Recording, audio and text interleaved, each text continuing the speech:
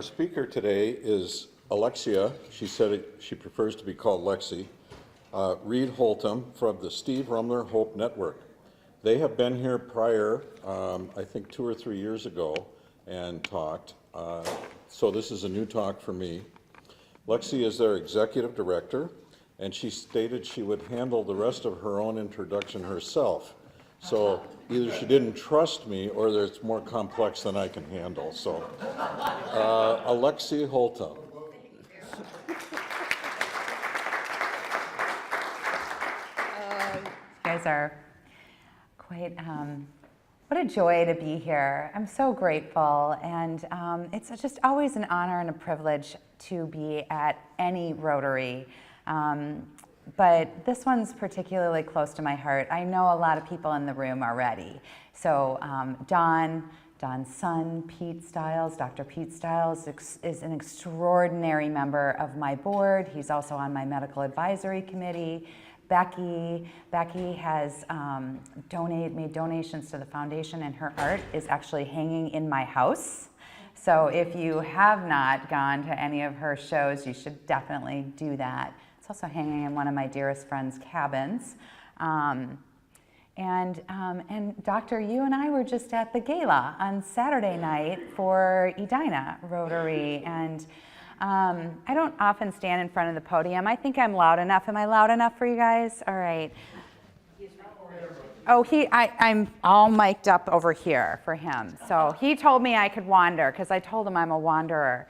But there's just so much content to talk to you about, and I know I see a lot of new faces too. I've had the privilege and the honor of being here before and speaking to you all.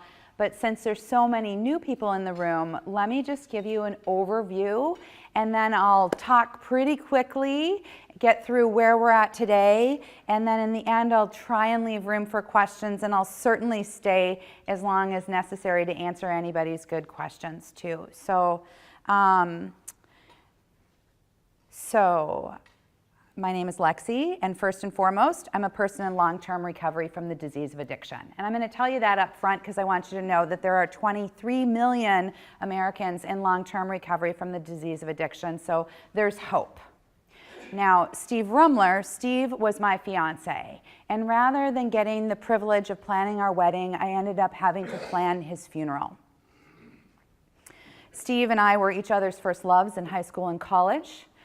We graduated from Edina High School. We went to the University of Minnesota, and then we went our separate ways, and we came back together again in our 40s. What happened for Steve happens for millions of Americans across our country. And what happened for him was that he had a back injury, and that back injury was eventually treated with opioids, so pain pills. And Steve went on a bit of a Ulysses journey, and what that journey looked like for him was that he went to his primary care doctor. Now, who was Steve? Steve was this extraordinary individual who came from a very successful, large, loving family. I mean, we graduated in Edina. That tells you right there that we had some privilege, right? So we had access to good education. We had access to all the things that you need in life to have a safe, flourishing home. You know, we didn't lack for things. We didn't have the need for good medical care or clean water or food. We had that. We had all the things that we would want to thrive in community. And Steve was really well liked. So he graduated with honors. He was an athlete. He was a musician. He was a go-to person in community. He was multiple friends' godfathers. He was engaged to me. I loved him. His family loved him, and my daughter loved him. And we had a great relationship. And so he was prescribed opioids. Before he was prescribed opioids, he went on this bit of a Ulysses journey. Because Steve was an incredibly successful financial planner, he had access to some really great health care. And his primary care doctor said to him, I don't know that opioids are the right decision. I don't know that they aren't. And eventually he prescribed Steve the opioids. So very quickly, after Steve was prescribed opioids, for him, it was oh my gosh, somebody believes me that I have this pain, because it was probably about a 4 or 5 year period where he wasn't prescribed the opioids to treat his pain. And they were looking for what is really the root cause of this pain. And they couldn't identify or find it until eventually they determined it was a nerve pain. But once they did, they prescribed him opioids, and then he just continued in his use and titrated up in the opioid use. So he was prescribed more and more and more and more, and eventually he was prescribed other drugs in combination. He was prescribed benzodiazepines, which is a Valium, and he was prescribed then things to help him sleep because he couldn't sleep, and then he was prescribed things for the side effects and the side effects and the side effects and the side effects. Now, his primary care doctor did not do all of the prescribing.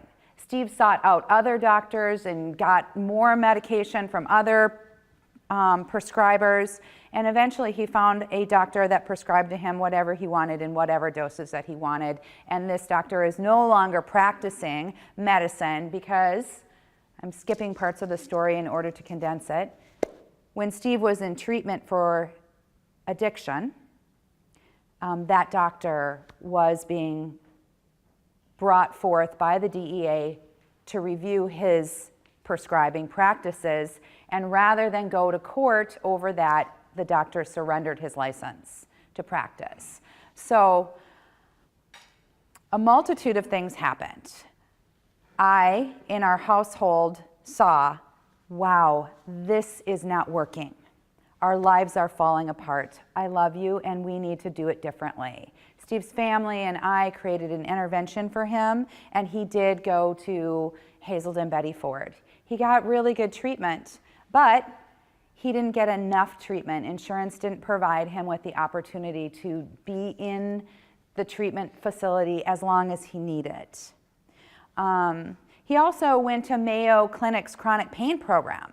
And that is an outstanding program, just like Hazelden Betty Ford. Both are outstanding programs, but by the time that Steve got there, he had been prescribed opioids to treat his pain and a litany of other medications for so long that by the time you get to a program where they're teaching you incredibly powerful tools to deal with your pain other than taking a pill, he was so sick it would be like asking somebody who has food poisoning to just eat some lettuce or eat better.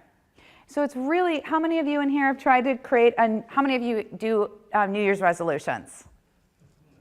Okay, how many of those New Year's resolutions have actually been successful for you? Like 5%? Nobody's got 5% success on their New Year's resolution?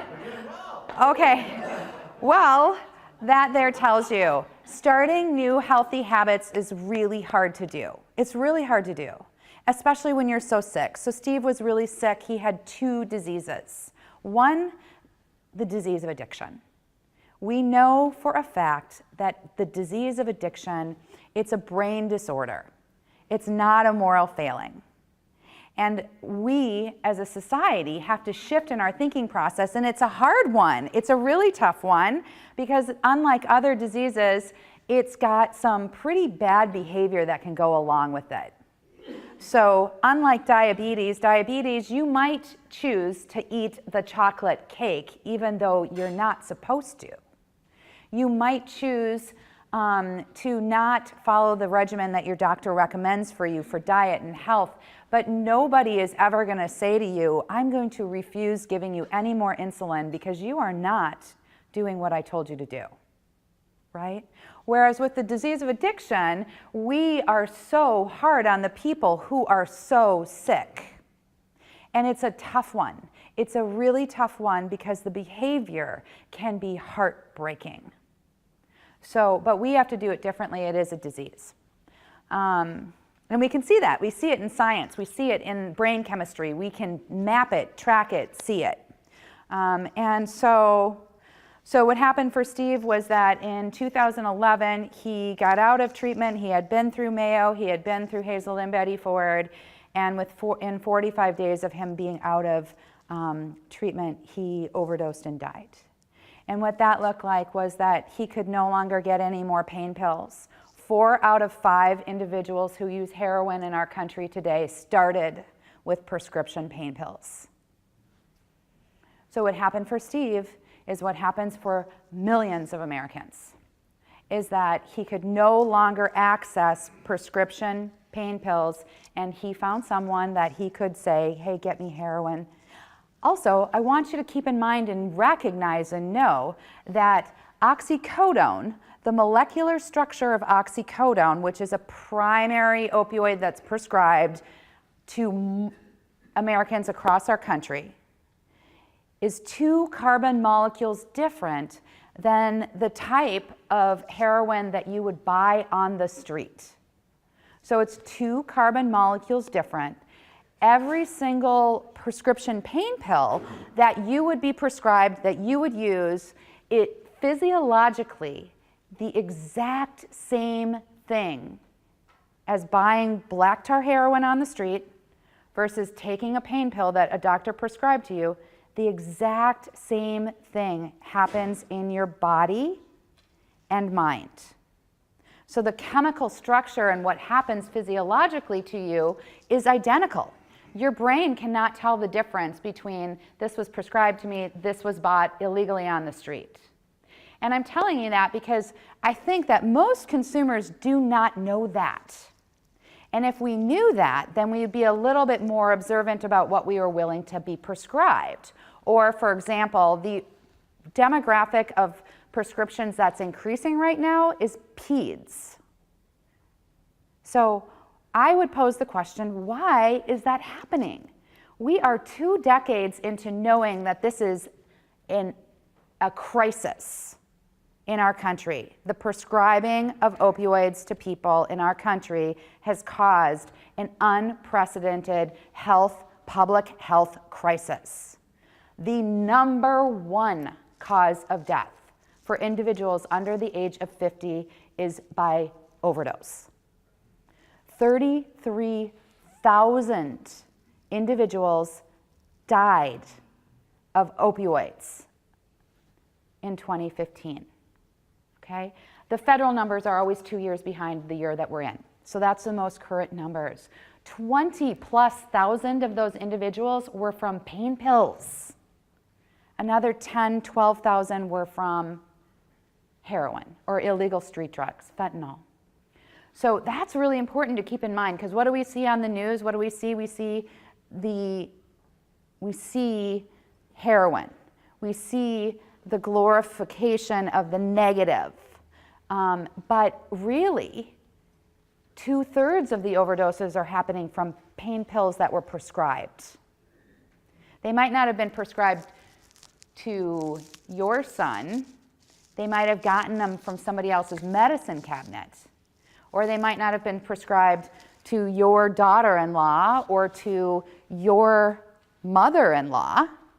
I was with people on Saturday night, and the woman that I was sitting next to at the Edina Rotary Gala told me that her mother, who's in her 80s, is going to the emergency department intentionally to get more pills because she's steeped in the disease of addiction.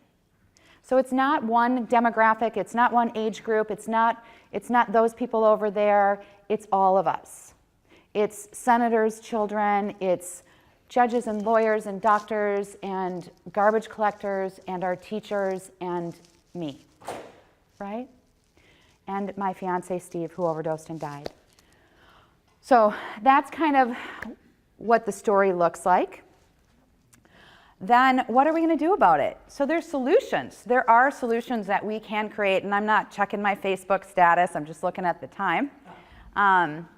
So there are solutions. One, the Steve Rummler Hope Network, which formerly we were the Steve Rummler Hope Foundation, and formerly we were the Steve Rummler Memorial Foundation. When we started this, Bill and Judy Rummler, who are Steve's parents, are the founders of this foundation. They are incredible people who decided that they were going to do something about it. And I have had the honor and privilege of being with them since its inception. And we started out with programs and we've shifted and we've grown. And why did we do this? We did this because we could not find a way to walk through our grief without doing something about it. But I'll tell you what, we started this in 2015 and there were 15,000 opioid overdose deaths a year. This is 6 years later, there's 33. And believe me, we've done incredible things. We have upscheduled hydrocodone combination products. We have created a label change on all opioids. We've written and passed Steve's Law in our state. We've helped to pass CARA and the 21st Century Cures Act. We educate doctors and prescribers. We provide the antidote to overdose death to hospitals for free for them to give out of their emergency departments. We partner with every first responder across our state. We partner with treatment facilities and sober living facilities and citizens and colleges and everyone. And we changed our name to Network because the reality was for us that we aren't a direct provider, so we're not competing against anyone really.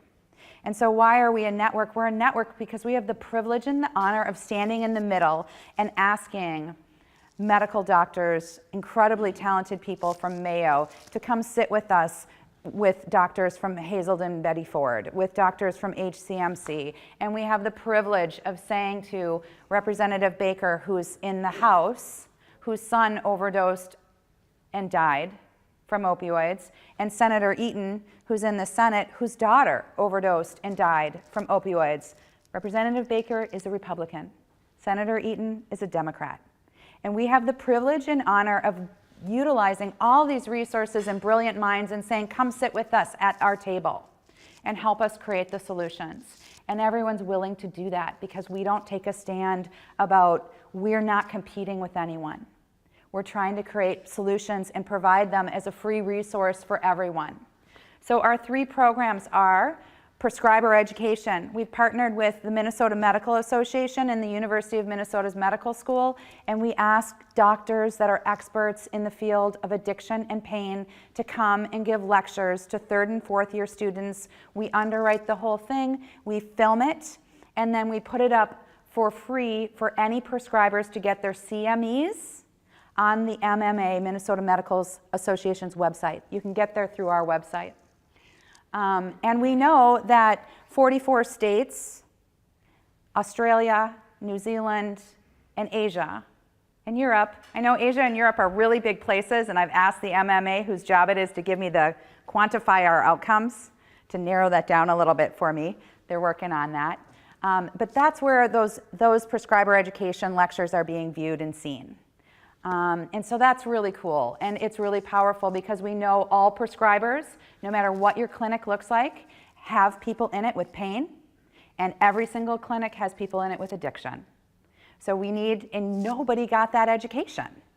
Nobody gets that education still today. So we're providing it. Our advocacy program, I talked to you about our successes in that a little bit already, and we're working on something this year. And what we're working on, what I know I can tell you that we're working on right now this year, is there's a program called the Prescription Monitoring Program, and that's governed by the Board of Pharmacy, and that allows all doctors to sign in to this program and see where have you gotten pills from and what are you on? And it might not be just checking on somebody because they are suspiciously doing something wrong. It is that we have fractured systems where one doctor might be prescribing you one thing and another doctor is prescribing you something entirely different. And those things, when in combination, are deadly. We have people overdosing and dying in our country every day because they took what was prescribed to them as it was prescribed. And so, so that system, well, we have been working to figure out, well, what do we need to have every clinic have that? Well, the numbers look something around $3.7 million. So we're working on an appropriation to get the state to give us that appropriation so that any clinic in our state that does not currently have access to the PMP can utilize this money to put that system in. The system would cost about $7,500 per clinic. And then every user needs to pay a $50 yearly fee. And so for that first time, we just pay for everybody, get everybody on board. So that's one thing that we're working on in advocacy, and we're working on some other things too, but that one's the most palatable, so I'm going to just tell you about that one. And if you really like advocacy, then you should come and we'll talk about it some more afterwards. And then our overdose prevention program is a really big deal. So I mentioned it already. We partner with everybody in our state, and we partner with other states. So other states are behind where we're at in providing the antidote. So the antidote is a totally benign substance. Anyone and everyone can use it to save a life. If you do not have the antidote, the person who has taken their pills as prescribed or used illegal street drugs or had a cocktail with their pain pill and that caused them to overdose, or they have asthma and they took their pain pills and it caused them to overdose. Whatever the circumstances are, if you do not have the antidote, Narcan, also known as naloxone. Naloxone is a generic, Narcan is the brand name. If you don't have it, that person is going to die. You cannot do CPR on them and bring them back. You can't do any of those things, they will die. So what we have said is, okay, let's get it in the hands of every single individual person in our entire country that needs it, or is that's in a position to reverse an opioid overdose, and we're starting with our state, and we share with other states the things that we put into place to network. So those are our programs. Now I have something fun and exciting to tell you. So Rotary, due to the generous donation of Rotary, and Rotary has been a partner with us for since 2011, since our inception. And so the one person who has been like, she's my personal hero, and I admire her so much, is Sandy Schley. How many of you know Sandy? Okay, so Sandy is just, I don't know how she has as much energy as she has or how she does everything she does, but if I could just embody 10% of who Sandy is, I'm quite certain that I could do a heck of a lot more than I do now. So Sandy has been a great partner to us, and she's helped us work with Rotary to create a video. So we created a video, we went back, and you guys generously donated to make that possible. Did you all know that? Okay, so I have some really, really exciting news for you. So Andrew Zimmern, do you know who he is? He has agreed, and we just filmed him last week or the week before. Sometimes it's all really one long day. We just finished filming him. He is our spokesperson. So that is extraordinary, because what he does is he shares his story of addiction and heroin use. And it helps people to understand, look at who he is.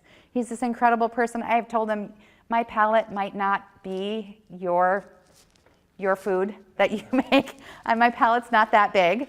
But he is this incredible individual who is generously part of our video, and I think it will help us expand who we reach because of him. Also, TPT wants to use the video to do education around the opioid epidemic.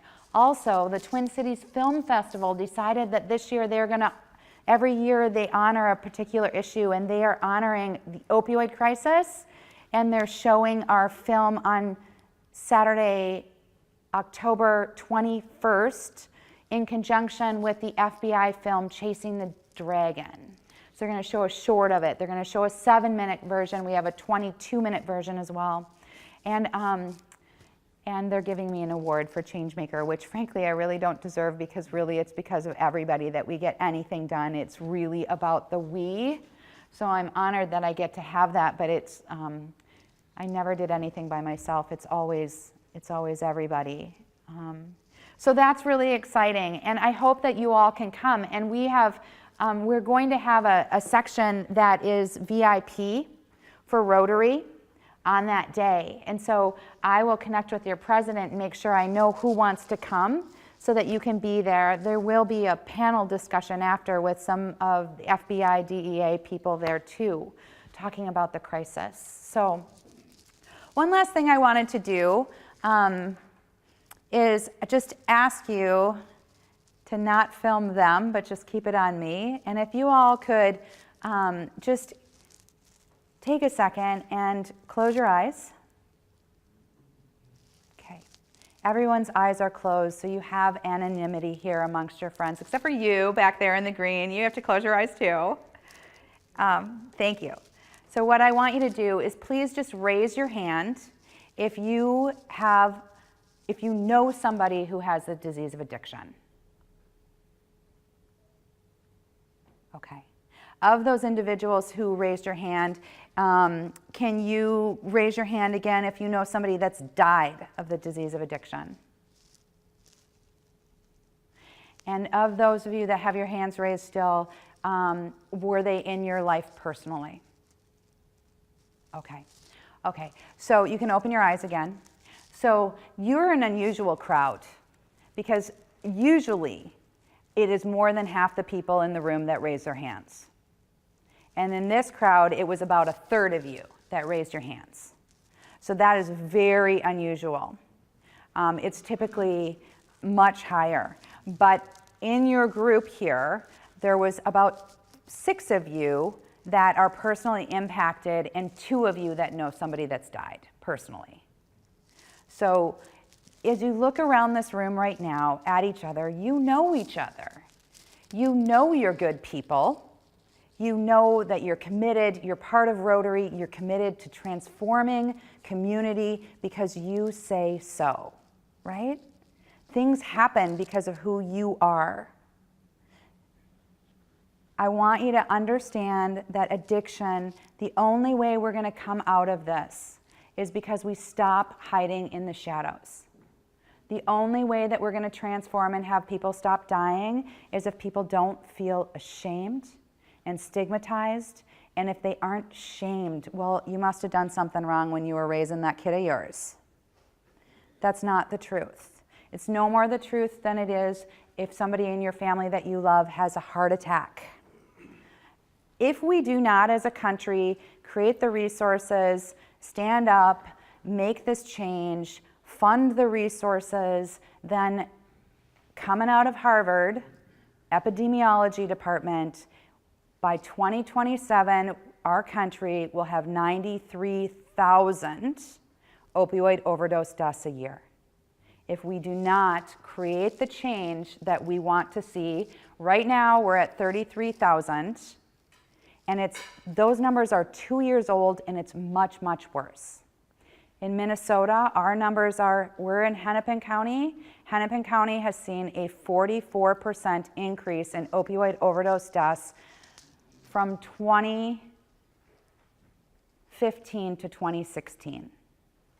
That means that currently we have 2 deaths a day in our state from opioids, and hundreds and hundreds and hundreds of people who don't die every day. Hundreds and hundreds. So we can do better than that. And that's it. I thank you so much. We can do this, and I don't want to leave you on a negative note. What can I say that's positive, Don? It's working. What you're doing is working. What we're doing is working. It's true. It's true because the number of scripts being prescribed in our state is coming down. We just now have to create the safety net. Only 25% of the people who have the disease of addiction actually know that they have it. 25% of the people who have this disease know that they have it. Of that 25%, that quarter, only 10% of the people that know that they have the disease can get the resources they need to be treated. So 1 out of every 10 individuals that wants a bed and treatment can get it. So it's working, we can do better, and it's because of all of you that now your video is being shown in 2 different hospital systems. Your video is being shown every day across our state. We're sharing it with other states, and pretty soon it's going to be on TPT, and I cannot wait for it to be shown at the Twin Cities Film Festival because they will have 15,000 people in attendance. So that's pretty cool. Questions? Oh my gosh, okay. I'll start with you in the green, who I had to ask you to close your eyes. I don't always volunteer. You what? I don't always volunteer. Oh, There are 2 holes that I see in this whole program. One is physicians are notoriously bad about voluntary reporting and gathering information. But there's a group out there that is already highly computerized, and every physician can prescribe to, and that's a pharmacy. Yeah. And that will not obviously target the individual patient. But it will target physicians that are over-prescribing or that are prescribing at high levels so that they can be investigated. Those people are not going to be caught with the patient database. Yes.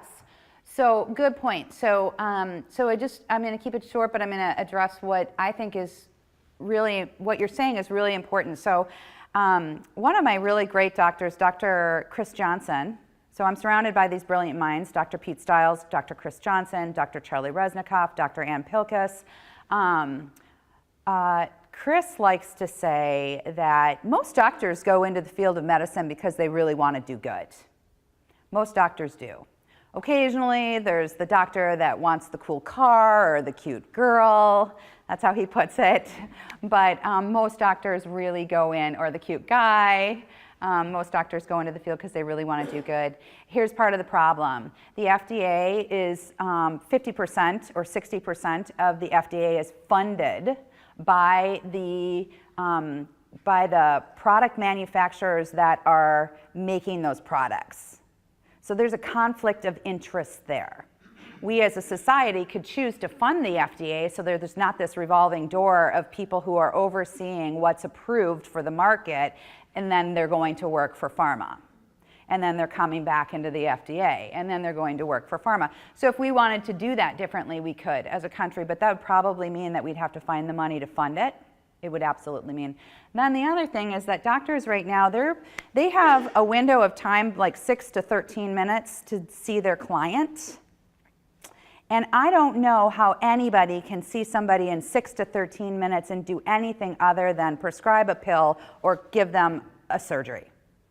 How are you supposed to do something that's effective in communicating about your lifestyle? You need to, let's talk about, how are you sleeping? What is stressing you out? How are you eating? What's your lifestyle look like? Can we modify? How do you have those conversations rather than doing something invasive? So, and then there's another component with the doctors right now that's called, they are rated for their performance.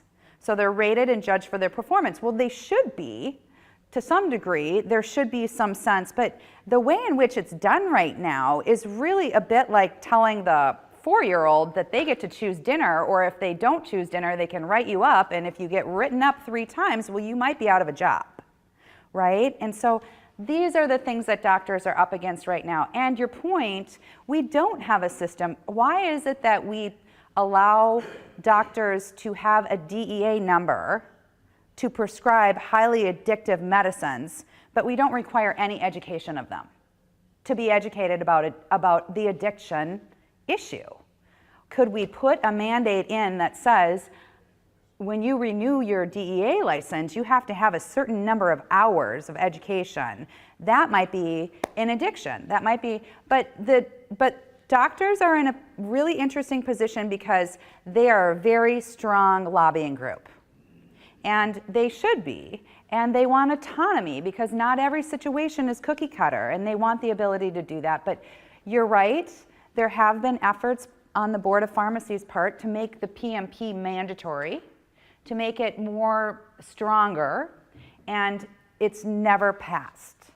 And so right now we're looking at, okay, can we create an appropriation to give everybody the funding to be able to have everybody utilize that system? And then if they don't use it, we go back in another 2 years and say, you didn't take advantage of it, we removed every barrier, now we have to mandate. And that tracking could be a component in that. So that's a really good point. The second point I want to make is there's a whack-a-mole aspect to this whole thing that especially comes from the what I call the better living through chemistry aspect. And that is that because one of the reasons that really dangerous stuff is on the market is that the less dangerous stuff is illegal. Okay, so I know where you're going with I that. don't know how to solve that problem, I Yeah. don't pretend to, but Yeah. I think it's something that everybody has to keep in mind, because it is out there, and as fast as a molecule is made illegal, somebody else claps a methyl group onto it, and all of a sudden, It's a new product, right? So that's a really valid and great point, and thank you for that, because the reality is that as awful as the circumstance is with the opioid addiction and how much it's impacting everyone, we have an opportunity to transform the way in which we look at the disease of addiction as a whole. We know that in rural Minnesota, opioid addiction is coming down. It's still number one, but it's coming down, and meth is going up at the same rate. So we can't just say, okay, my doctor is going to check the PMP and they're going to identify somebody and they're going to kick them out of their clinic. Great, you've just moved somebody to the street. We have to put the systems in place to care for individuals, to treat the disease and whatever underlying trauma is going on, if there's trauma, and whatever mental health is going on, if there's mental health, and whatever dentistry problems they have, and homeless. I mean, it's such a mammoth shift in what we need to do, but we can. We can make those changes. We just have to have a holistic view, just like you just said.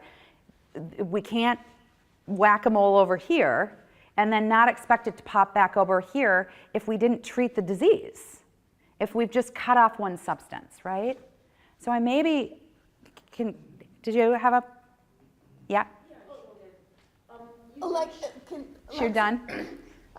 Yes, you Yeah. will stay I for will. additional I questions, totally will. please. Yes. Thank you so Oh, much. Mary, and thank thank you. you for your great work. Oh, thank my you. gosh. Thank you. Thank you.